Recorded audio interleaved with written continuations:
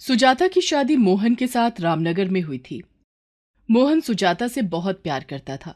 सुजाता के कोई बच्चा नहीं था। इसी बात से वो बहुत दुखी रहने लगी। मोहन सुजाता को कई बार समझाता। सुजाता, तुम परेशान मत हुआ करो। हमारी किस्मत में बच्चे का सुख लिखा होगा तो हमें जरूर मिलेगा।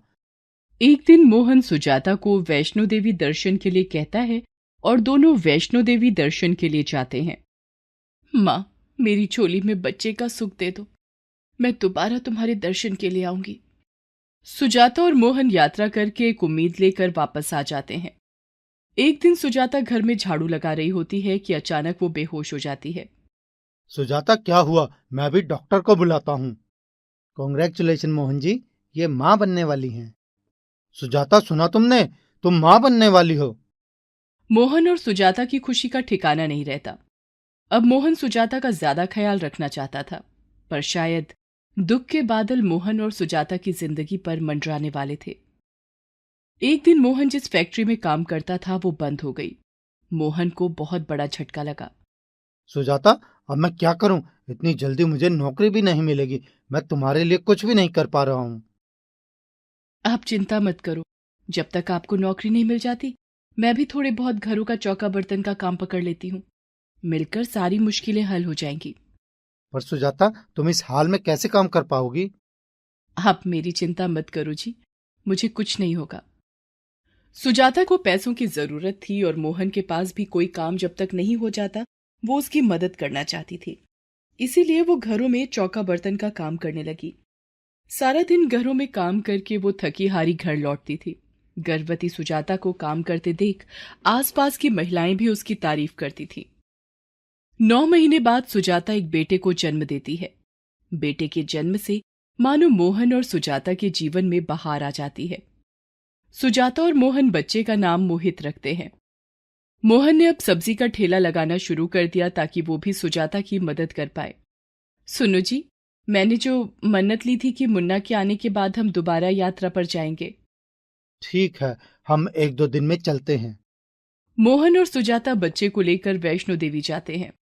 वापसी में सुजाता मोहन से कहती है, सुनो जी, मैं सोच रही थी माँ बहुत दिनों से याद कर रही हैं, तो उनके पास थोड़े दिन रुक आऊं और ये प्रसाद भी दे दूंगी। ठीक है, मैं तुम्हें तुम्हारी माँ के घर छोड़ देता हूँ। सुजाता अपनी माँ के घर रहने लगती है। एक दिन, माँ, तुम छत पर कब आई? मैं तो आ ही रही थी कपड़े सुखाने। अरे, तू भी तो सारा दिन घर के कामों में लगी रहती है। अरे सुजाता, आंगन में तो अंगीठी जल रही है। पतीली में पानी गर्म हो रहा है। मुन्ना कहाँ है? मुन्ना को तो मैं आंगन में खेलता छोड़ आई थी। सुजाता नीचे की ओर भागती है। वो देखती है कि मुन्ना खेलता हुआ जलती हुई अंगीठी के करीब पहुंचने ही वाला होता है। सुजाता चिल्लाती है, मुन्ना! मुन्ना को बचाते हुए सुजाता अंगीठी पर गिर जाती है। उसका मुंह आग की चपेट में आ जाता है और बुरी तरह झुलस जाता है। सुजाता की माँ उसे डॉक्टर के पास लेकर जाती है। डॉक्टर, मेरी बेटी कैसी है? देखिए माता जी, आपकी बेटी के चेहरे का ये हिस्सा और होंठ आग की चपेट में आ गए हैं। इन्हें ठीक होने में समय लगेगा। सुजाता का चेहरा और होंठ आग की चपेट में आ जाते हैं। मोहन भी सुजाता के पास आ जाता है। कुछ दिनों बाद सुजाता को हॉस्पिटल से छुट्टी मिल जाती है। वो थोड़े दिनों बाद अपने घर वापस आ जाती है। धीरे धीरे दिन बीतने लगते हैं। मोहित अब स्कूल जाने लगा था। एक दिन वो स्कूल से आया तो अपने दोस्त को भी साथ ले आया। अरे पंकज, तू कमरे में बैठ, मैं तेरे नोट्स लेकर आता हूँ। नहीं मोहित, तू मुझे नोट्स यहीं पर दे दे, मैं अंदर नहीं आ रहा। वहाँ तुम्हारी माँ को देखकर मुझे बहुत डर लगता है और रात को नींद भी नहीं आती। उनका चेहरा बहुत ही डरावना है।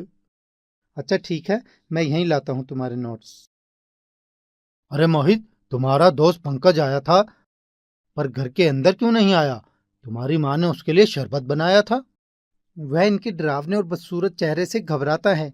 सिर्फ वो ही नहीं, मेरे सारे दोस्त इनका खराब चेहरा देखकर डर जाते हैं, मानो किसी भूत को देख लिया हो। तभी मेरा कोई दोस्त मेरे घर आने के लिए हाँ नहीं बोलता।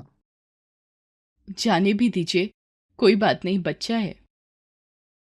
मोहित गुस्से में कमरे में चला जाता है। सुजाता उस वक्त कुछ नहीं बोलती। वो जानती थी कि मोहित अभी बच्चा है, बड़ा होकर समझ जाएगा।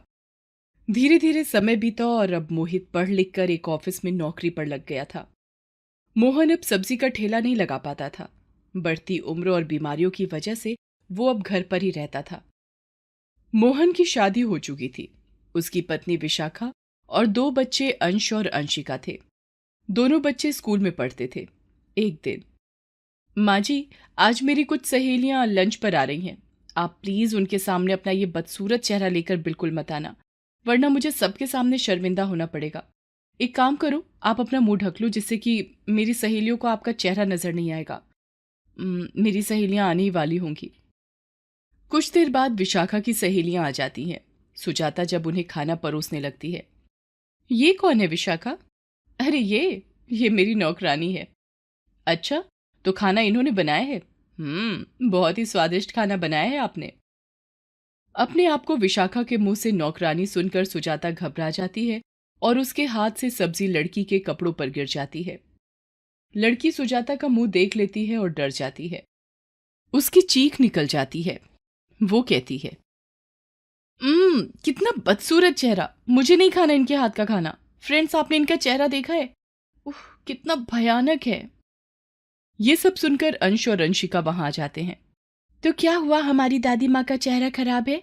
पर आप उनकी इस तरह से इंसल्ट मत कीजिए। आपको खाना नहीं खाना तो आप यहाँ से जा सकती हैं। करा दी ना मेरी बेइज्जती मेरी सहेलियों के सामने। आपसे कितनी बार कहा था मैंने कि अपना ये मनहूस चेहरा मेरी सहेलियों के सामने बिल्कुल मत लाना, पर आपने मेरी एक नहीं मानी। मैं अब इस घर में एक पल के लिए भी नहीं रह सकती। और तुम दोनों अपनी दादी माँ की तरफदारी करना बंद करो और अपने कमरे में जाकर पढ़ाई करो, समझे? मोहित के आने के बाद विशाखा तरह तरह की बातें बनाकर सुजाता के खिलाफ उसे भड़काती है। मोहित, अब मैं एक पल भी इस घर में और नहीं रह सकती। अगर तुमने अलग रहने का फैसला नहीं लिया तो मैं तुम्हें छोड़कर अपने मम्मी पापा के घर चली जाऊंगी। आज माँ जी की वजह से बच्चे भी मेरे आगे बोले हैं। मैं माँ जी और पिताजी से बात करता हूँ। पिताजी, अब हम इस घर में नहीं रह सकते। माँ जी के बदसूरत चेहरे की वजह से मेरे और विशाखा के रिश्ते में दरार आ जाए तो क्या फायदा। मोहित बेटा, तुम आज अपनी उस माँ को छोड़कर जाने की बात कह रहे हो जिसने तुम्हें जन्म दिया, 9 महीने पेट में रखा, पाला पोसा, तुम्हारे पैदा होने के लिए मन्नतें मांगी। एक माँ का प्यार, उसकी कोई कीमत नहीं तुम्हारी नजरों में? सुनो जी, आपका बीपी बढ़ जाएगा, आपकी तबीयत खराब हो जाएगी। आप ज्यादा मत बोलो। सुजाता, यह मोहित आज तुम्हें छोड़कर जाने की बात कर रहा है। मुझे दुख है, ये मेरी औलाद है। मोहित और विशाखा जबरदस्ती बच्चों को लेकर दूसरे घर में रहने चले जाते हैं। अंश और अंशिका का वहां मन नहीं लगता। एक दिन जब विशाखा और मोहित दोनों बच्चों के साथ घूमने जाते हैं, अंश सुजाता को देख लेता है और दादी दादी चिल्लाता हुआ सड़क पार करने लगता है। सुजाता उसे देखकर रोकने की कोशिश करती है। अंश, संभल कर बेटा, गाड़ी आ रही है। अंश, रुको, मैं आती हूं। इतनी देर में एक गाड़ी सामने आ जाती है। अंश को बचाते हुए सुजाता गाड़ी के नीचे आ जाती है, पर वो अंश को आंच तक नहीं आने देती। मोहित मां को लेकर तुरंत हॉस्पिटल पहुंचता है और मोहन को खबर देता है। विशाखा और बच्चे भी हॉस्पिटल पहुंचते हैं। मम्मी, आप दादी माँ को गलत बोलती थी, हमें भी उनसे दूर कर दिया। वो बहुत अच्छी है माँ। तुम्हारी दादी माँ को कुछ नहीं होगा बच्चों। मिस्टर मोहित, आपकी माताजी आपको अंदर बुला रही हैं। वो आपसे मिलना चाहती हैं। माँ, आप जल्दी ठीक हो जाओगे। मोहित, मेरे बेटे, अब मैं नहीं बचूंगी। तुम तुम मेरे बाद अपने पिता का ख्याल रखना मेरे बच्चे। सुजाता आखिरी सांस लेती है। मोहित रोने लगता है। तभी मोहन भी आ जाता है। मोहित, तेरी माँ अपना फर्ज निभाते निभाते चली गई। तू जानना चाहता है? आज तुझे बताता हूँ इसकी बदसूरती की वजह। बचपन में जब तू चूल्हे की आग से जलने वाला था, तब तुझे बचाते हुए ही इसका मुंह जल गया था, पर इसने कभी भी तुझे यह बात जाहिर नहीं होने दी। सबके ताने सुने, फिर भी चुप रही यह ममता की देवी। पिता की बात सुनकर मोहित रोने लगता है। विशाखा भी ये सब सुनकर रोने लगती है। बच्चे भी दादी माँ करके रोने लगते हैं। पर सुजाता अपना माँ होने का फर्ज निभाती हुई अपने बेटे पर कर्ज छोड़ जाती है, जो वो जीवन भर नहीं चुका सकता था। कलावती एक बहुत ही गरीब औरत थी। उसके 2 बच्चे थे, एक बेटी और एक बेटा। कलावती और उसके 2 बच्चे कालीपुर नाम के एक गांव में रहते थे।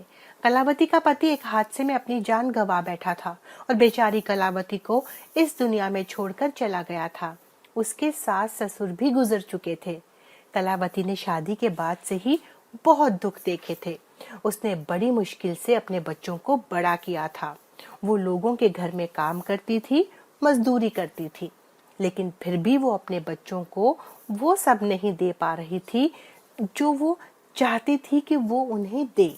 एक बार की बात है, कलावती अपने बच्चों को लेकर बाजार गई तो बाजार में उसके बेटे को एक बाजा पसंद आ जाता है। वो अपनी माँ से कहता है, माँ मुझे वो बाजा दिला दो ना, देखो ना सब बच्चे ले रहे हैं, मुझे भी दिला दो ना।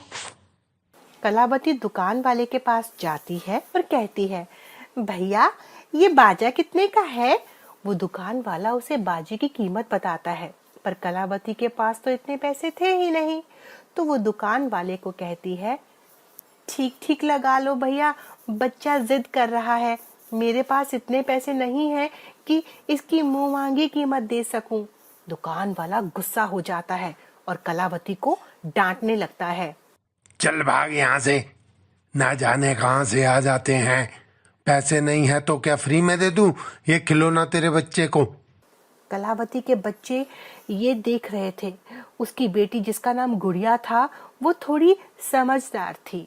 वो अपनी माँ से कहती है, मामा चलो यहाँ से, राजू को नहीं चाहिए ये खिलौना।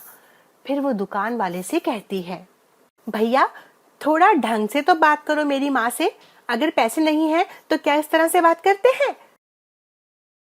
और फिर वो तीनों वहां से चले जाते हैं। रास्ते में उनकी माँ सोचती है, हाय रे मेरी किस्मत, मैं भी कितनी मजबूर हूँ, एक छोटा सा खिलौना भी अपने बच्चों को नहीं दिला सकती। और फिर वो थोड़ी देर बाद अपने घर पहुंच जाते हैं। कलावती की बेटी अपनी माँ के लिए पानी लाती है और कहती है, मामा आज से हम तेरे साथ बाजार नहीं जाएंगे। लेकिन बेटी क्यों? तू ऐसा क्यों बोल रही है? माँ वो बात ये है कि बाजार में इतनी सारी चीजें देखकर हमारा मन ललचा जाता है, फिर तुझे उन चीजों को खरीदने के लिए लोगों से मिन्नतें करनी पड़ती हैं। कितनी समझदार है मेरी बेटी। फिर वो अपने बच्चों को अपने गले से लगा लेती है और कहती है, मुझे माफ कर दो मेरे बच्चों, मैं तुम्हें कुछ नहीं दे सकती।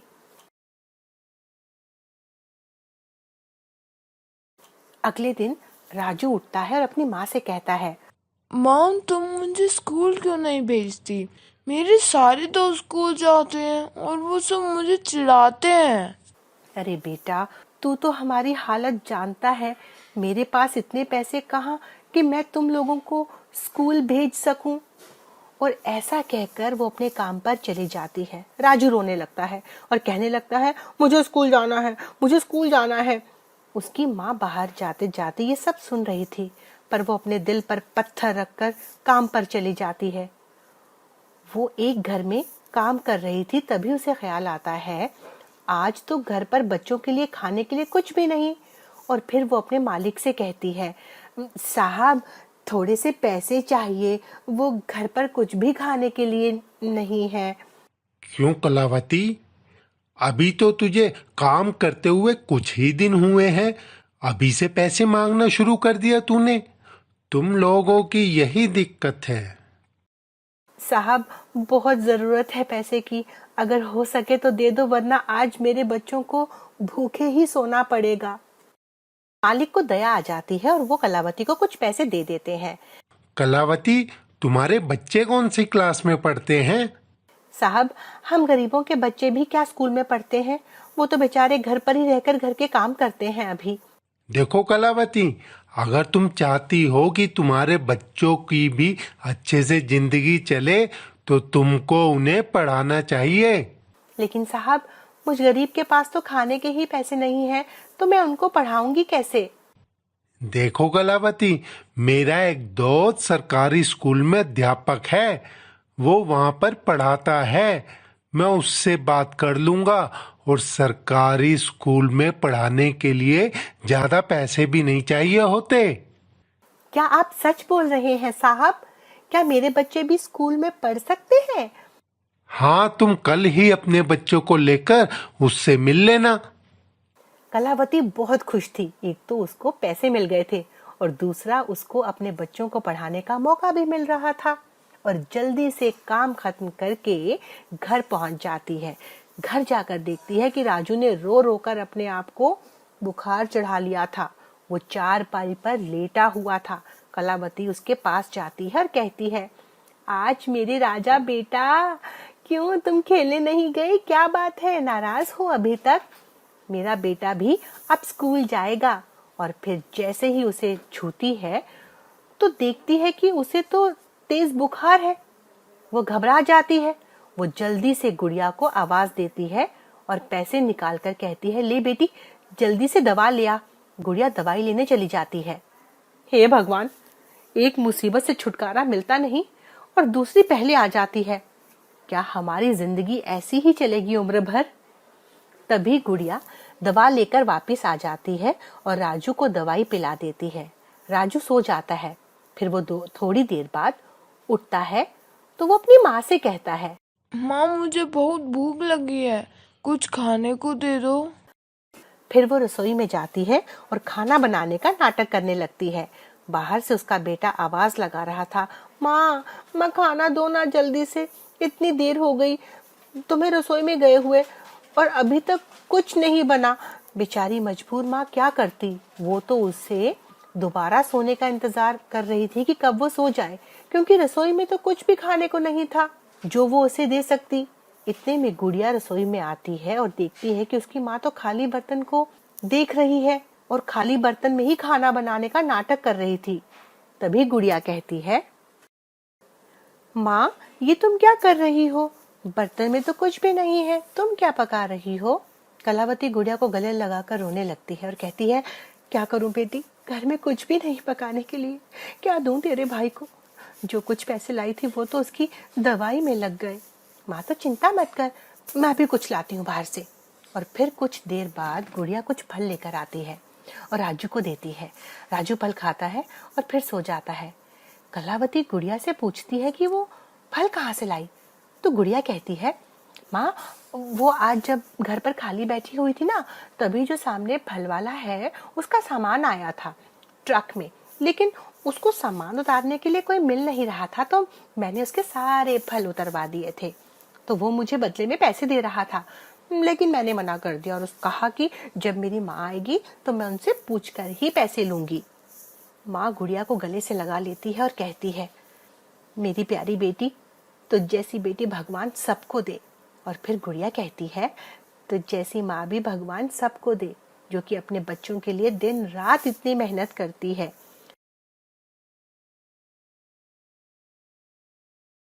दूसरे दिन सुबह जब कलावती राजू को देखती है तो उसका बुखार उतर चुका था। वो अपने बच्चों को बोलती है, चलो राजू और गुड़िया, तुम दोनों तैयार हो जाओ, आज से तुम दोनों स्कूल जाओगे। क्या तुम सच बोल रहे हो माँ? हाँ बेटा, और तेरे साथ साथ तेरी दीदी भी स्कूल जाएगी।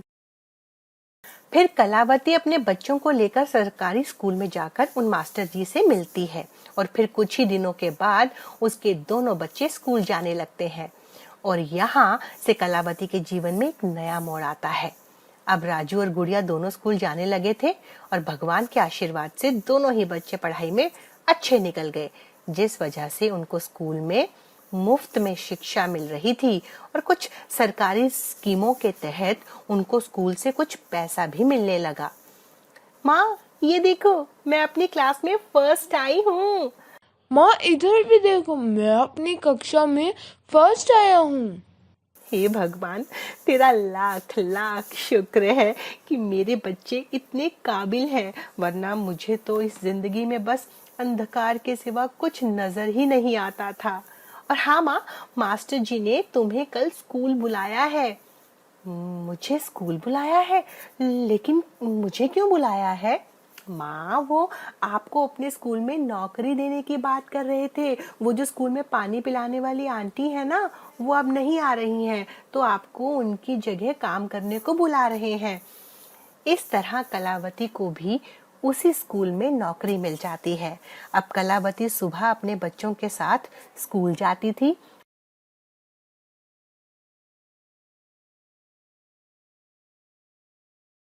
और फिर दोपहर को उनके साथ ही स्कूल से वापस घर आ जाती थी। इस तरह एक मजबूर माँ अपने बच्चों के साथ खुशी खुशी रहने लगी थी। अब उनको खाने के लिए भी इधर उधर नहीं भटकना पड़ता था। स्कूल की तनख्वाह से ही उनका जीवन अच्छे से चलने लगा था। शीला और उसका पति किशनपुर नाम के एक गांव में रहते थे। उनका घर रेलवे स्टेशन के पास ही था। शीला का पति रमेश रेलवे स्टेशन पर कुली का काम करता था। रमेश पढ़ा लिखा नहीं था। उसके पिताजी भी कुली का काम करते थे और जीवन भर वो भी लोगों का बोझ उठाते उठाते मर गए और अब रमेश भी वही काम करने लगा। एक कुली बेचारा 2 वक्त की रोटी ही कमा पाता है। बाकी की सुख सुविधाओं के बारे में तो वो दूर दूर तक नहीं सोचता था। रमेश भी बहुत गरीब था। रमेश की शादी को अभी कुछ ही समय हुआ था। उसकी पत्नी शीला बहुत सीधी सादी थी। वो अपने पति का बहुत ख्याल रखती थी। उसका सोचना था कि पति परमेश्वर होता है और पत्नी का धर्म होता है। अपने पति की सेवा करना, बाकी की चीजें सब पति के बाद आती हैं। इसलिए वो ज्यादा कुछ नहीं चाहती थी। वो तो बस अपने पति को ही अपना भगवान मानती थी। एक बार की बात है, रमेश और शीला बैठे हुए बातें कर रहे थे। सुनो जी, हमारी शादी को इतना समय हो गया, अब हमें बच्चे के बारे में सोचना चाहिए। माँ ने कहा था कि सारे काम समय पर होने चाहिए। अरे अभी तो हमारी शादी को कुछ ही महीने हुए हैं। अभी तो हमारे पास बहुत समय है। अभी तो मैं तेरा पेट भी सही से नहीं भर पाता, तो बच्चे को कहाँ से खिलाऊंगा। देखो जी, मैंने आज तक तुमसे कुछ भी नहीं कहा, पर अब तुम्हें मेरी ये बात माननी पड़ेगी। औरत से कौन जीत पाया है। ठीक है, जैसी तेरी मर्जी। अगले दिन रमेश रेलवे स्टेशन चला गया और अपने रोज के काम में लग गया। लेकिन आज उसका मन काम में नहीं लग रहा था। उसे अपनी पत्नी की बच्चे वाली बात याद आ रही थी। रमेश अभी बच्चा नहीं चाहता था। वो चाहता था कि थोड़ा पैसा जमा हो जाए, फिर वो बच्चे के बारे में सोचेगा। लेकिन उसकी पत्नी जिद पकड़े बैठी हुई थी। रात हो चुकी थी। रमेश दिन भर लोगों का बोझा उठा उठा कर थक कर घर गया और बिना खाए पिए सो गया। उसकी पत्नी को अपने पति की हालत को देखकर बहुत दया आती थी, लेकिन बेचारी कुछ नहीं कर पाती थी। अपने पति को थका देखकर वो रमेश के पास आती है और उसके पैर दबाने लगती है। इसी तरह कुछ दिन निकल गए। जब भी रमेश थका हारा घर आता था, शीला अपने पति के पैर दबाती थी और उसका पूरा ख्याल रखती थी। वो अपने पति से कभी कुछ नहीं मांगती थी। जो भी उसका पति उसे लाकर दे देता, वो उसमें ही खुश हो जाती। रमेश और उसकी पत्नी का मानना था कि जितनी चादर हो, आदमी को उतने ही पैर फैलाने चाहिए। एक दिन की बात है, रमेश और शीला सो रहे थे कि तभी शीला की तबीयत खराब हो जाती है। रमेश उसे पास के ही एक दवाखाने ले जाता है और उसे पता चलता है कि शीला मां बनने वाली है। दोनों बहुत खुश होते हैं और फिर कुछ महीनों बाद रमेश के घर बेटी पैदा हो जाती है। दोनों बहुत खुश होते हैं, लेकिन ये खुशी ज्यादा दिन तक नहीं रही। घर के खर्चे बढ़ने लगे। रमेश को दुगनी मेहनत करनी पड़ती थी। अब वो रात को भी देर से लौटने लगा और सुबह जल्दी चला जाता और दिन भर काम में लगा रहता था। फिर एक काली मनहूस रात को जो नहीं होना चाहिए था वही हुआ। रमेश इतना थक गया था कि उसे सामने से आती गाड़ी दिखाई नहीं दी और वो एक आदमी का सामान ले जाते हुए एक गाड़ी से टकरा गया और वहीं पर उसकी मौत हो गई। शीला पर तो ये बात सुनकर जैसे बिजली ही गिर गई हो। उसकी तो रातों रात दुनिया ही उजड़ गई। उसका तो कोई सहारा भी नहीं था, ऊपर से उसके एक बेटी भी जो कि अभी छोटी थी। शीला पर तो दुखों का पहाड़ टूट गया। अकेली तो जैसे तैसे रह लेती, पर बेटी का क्या करती। और फिर कुछ दिनों इन दुखों के नीचे दबी रही। घर में जो बचा पैसा रखा हुआ था वो भी अब खत्म हो गया था। अब तो एक वक्त की रोटी भी जुटानी मुश्किल हो गई थी। अब तो मेरे पास एक भी पैसा नहीं बचा। अब मैं क्या करूं? किस तरह अपना और अपनी बेटी का पेट भरूं? एक दिन शीला घर पर बैठी रो रही थी और सोच रही थी कि वो क्या करे, कब तक ऐसे हताश होकर बैठी रहे। तभी उसके घर के बाहर कोई आवाज देता है, कुछ खाने को दे दे माई, भूखे को खाना दे। शीला आवाज सुनकर बाहर आती है। बाबा, मुझे माफ करना। मेरे घर में आपको देने के लिए कुछ भी नहीं है। आपके लिए क्या, मेरे पास अपनी बच्ची को भी खिलाने के लिए कुछ नहीं है। शीला बाबा को अपने बारे में सब कुछ बता देती है। सब जानकर बाबा अपनी झोली में से कुछ निकालकर शीला को देते हुए कहते हैं, ले बेटी, ये कुछ लोगों ने मुझे आटा दिया था, तू इसको रख ले और अपने लिए और अपनी बच्ची के लिए रोटी बना ले। मैं इससे ज्यादा तो तेरी मदद नहीं कर सकता। तुझे हिम्मत से काम लेना होगा बेटी। इस देश में झांसी की रानी का जन्म हुआ है, जिसने अंग्रेजों के छक्के छुड़ा दिए थे। तू भी हिम्मत कर, उठ और अपनी बेटी की हिम्मत से परवरिश कर। बाबा वहां से चले जाते हैं। शीला पहले रोटी बनाकर खुद खाती है और अपनी बेटी को खिलाती है। फिर वो सोच में पड़ जाती है, मुझे कुछ करना चाहिए। दुख के समय आदमी को हिम्मत से काम लेना चाहिए और आगे के बारे में सोचना चाहिए। कुछ दिनों तक उसने बहुत काम ढूंढे, लेकिन उसे कहीं कोई काम नहीं मिल पाया। थक हार कर उसे कुली का ही काम मिला, क्योंकि उसका पति भी कुली ही था। इसलिए वो काम उसे जान पहचान के जरिए मिल गया था। कुछ दिन बाद शीला ने अपनी बच्ची को पीठ पर बांधा और चल निकली जिंदगी का बोझ उठाने, और बन गई कुली मां। शीला बहुत सीधी सादी थी। वो ज्यादा बात नहीं करती थी, चुपचाप अपना काम करती थी। देखते ही देखते वो बाकी के कुली लोगों के साथ घुल मिल गई और फिर उसकी जिंदगी थोड़ा सुधर गई। अब उसे थोड़े बहुत पैसे भी मिल जाते थे, लेकिन दिन भर के काम करने से वो बहुत थक जाती थी और अपनी बच्ची का ख्याल नहीं रख पाती थी। उसकी बच्ची रोती रहती थी, लेकिन शीला उसे गोद में नहीं उठा पाती थी, क्योंकि सामान उठाने की वजह से उसके कमर और पीठ में दर्द रहने लगा था। उसे अपनी बेटी पर बड़ी दया आती थी, लेकिन पेट की भूख भी तो शांत करनी थी, सो वो चलती रही ऐसे ही। एक बार की बात है, शीला कुछ लोगों का सामान लेकर जा रही थी कि वो अचानक गिर गई और उसे चोट लग गई। सारे कुली लोग मिलकर उसे अस्पताल ले गए। अरे बहन, तुम ये काम क्यों करती हो? कोई दूसरा काम क्यों नहीं ढूंढ लेती? ये तुम्हारे मतलब का काम नहीं है। अरे भाई, क्या बताऊं, जिसके सिर पर जिम्मेदारी हो वो ये नहीं देखता कि ये काम उसके मतलब का है या नहीं।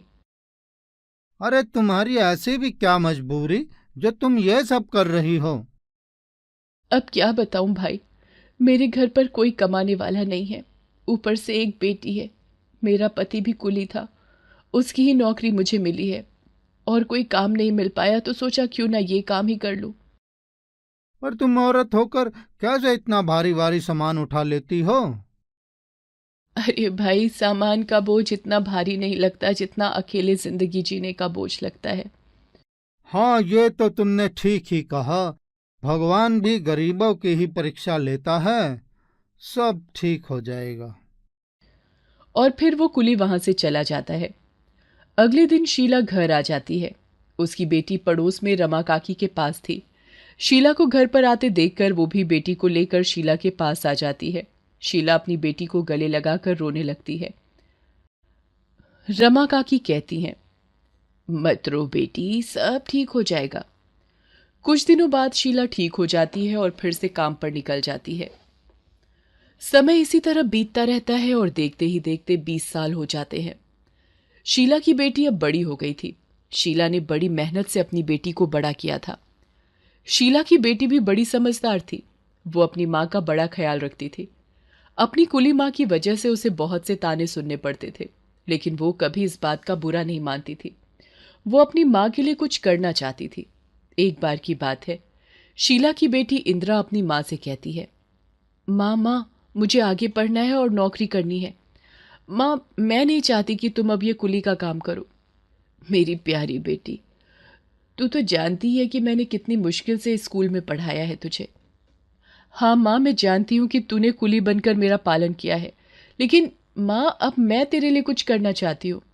अरे बेटी, अब तो तेरी शादी की उम्र हो गई है और मुझे तेरी शादी भी तो करनी है। वो सब छोड़ माँ, क्या तू नहीं चाहती कि तेरी बेटी एक अच्छा जीवन जिए? हाँ बेटी, मैं चाहती हूँ कि तू कुछ अच्छा करे, लेकिन हम गरीब क्या कर सकते हैं? तू देखना माँ, मैं क्या करती हूँ। बस तू थोड़े से पैसे दे दे जो तूने मेरी शादी के लिए जमा किए हैं। पर बेटी, परवर छोड़ माँ, तू ये देख कि कुली माँ की बेटी क्या करती है। फिर इंदिरा खूब पढ़ाई करती है। वो दिन के समय कुछ बच्चों को ट्यूशन पढ़ाती थी, जिससे उसका कुछ खर्चा चल जाता था, और रात के समय वो देर तक पढ़ाई करती रहती थी। बेटी इंदिरा, अब सो जा, आधी रात हो गई है। देख तो घड़ी में 2 बज गए हैं। बाकी का सुबह पढ़ लेना। कितनी मेहनत करेगी? माँ, मेरी ये मेहनत तेरी मेहनत के आगे कुछ भी नहीं है। मेरी आंखों के सामने वो सब कुछ दिख रहा है कि कैसे तुमने मुझे गोद में उठाकर लोगों का सामान उठाया है। बस माँ, कुछ और दिनों की बात है, फिर मैं तुझे राज करवाऊंगी माँ। शीला इंदिरा को गले से लगा लेती है और दोनों माँ बेटी रोने लगती हैं।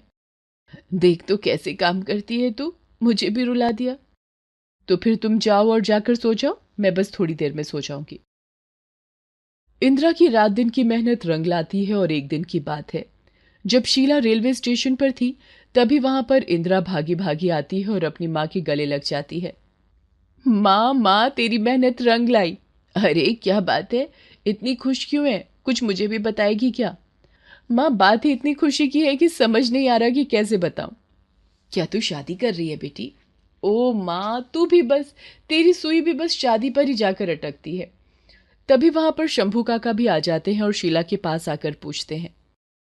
क्या बात है शीला भाभी, आज माँ बेटी बहुत गले मिल रही हैं। अरे भाई, हमको भी तो बताओ क्या बात है। शंभू काका, मेरी रेलवे में नौकरी लग गई है। मैं अफसर बन गई हूँ रेलवे में। अरे ये तो बड़ी खुशी की बात है। शीला भाभी, तुम्हारी मेहनत आज सफल हो गई। तो इंदिरा बेटी, ये खबर भी क्या कोई इस तरह सुनाता है? अरे मिठाई तो लेकर आती। अरे काका, मिठाई नहीं, तुम सबको तो बढ़िया वाली पार्टी मिलेगी। इंदिरा अब नौकरी पर जाने लगी थी और पहली सैलरी मिलते ही उसने अपनी माँ के लिए कुछ नए कपड़े खरीदे और घर पहुंचकर अपनी माँ को देती है। उसकी माँ भी ये सब देखकर बहुत खुश होती है। बस माँ, अब दुख के दिन चले गए। अब तू सिर्फ आराम करेगी माँ, मैं तुझे अब और काम नहीं करने दूंगी। धीरे धीरे सब कुछ ठीक होने लगता है। शीला ने भी अपना कुली वाला काम छोड़ दिया था। अब वो घर पर बैठी आराम करती। तो देखा आपने, एक कुली माँ ने किस तरह इस जीवन को हिम्मत और साहस के साथ जिया। इसलिए जीवन में मुसीबतों से डरना नहीं चाहिए, बल्कि उनका डटकर सामना करना चाहिए।